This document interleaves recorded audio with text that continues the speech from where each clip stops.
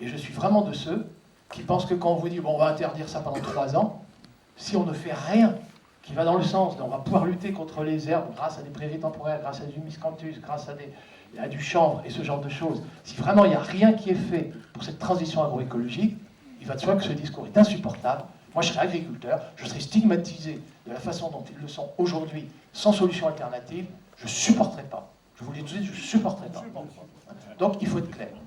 Alors, effectivement, mais pour autant, je vous mets en garde, parce que je pense que ça ne sert pas la cause des agriculteurs de jouer la politique du déni. Claude Allègre l'avait fait, il y a donc dans le monde scientifique, on sait, le réchauffement climatique circulé, il n'y a rien à voir. Ça, j'ai cité le ministre.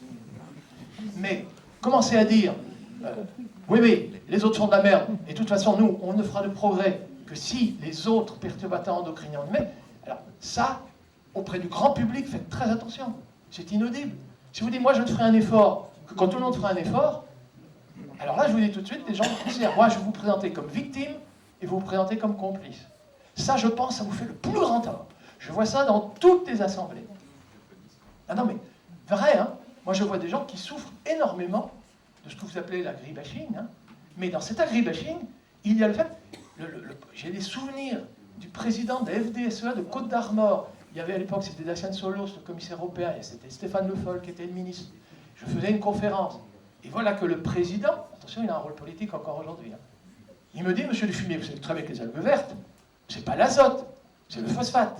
Et le phosphate, monsieur Dufumier, vous le savez très bien, c'est pas l'agriculture, c'est l'industrie. Donc on reporte sur les autres, hein, les ménages, comme vous dites, les Russes.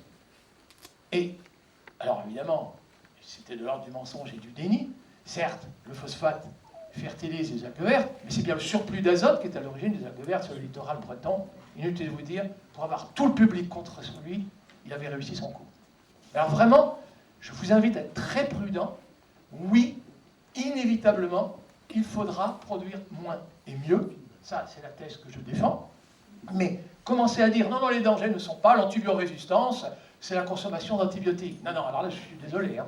L'antibiorésistance, on sait que c'est une consommation indue d'antibiotiques quotidienne dans la viande. Je suis désolé. Et tout... non, mais vous avez le droit de penser que non. Mais sachez que ça vous fait le plus grand tort.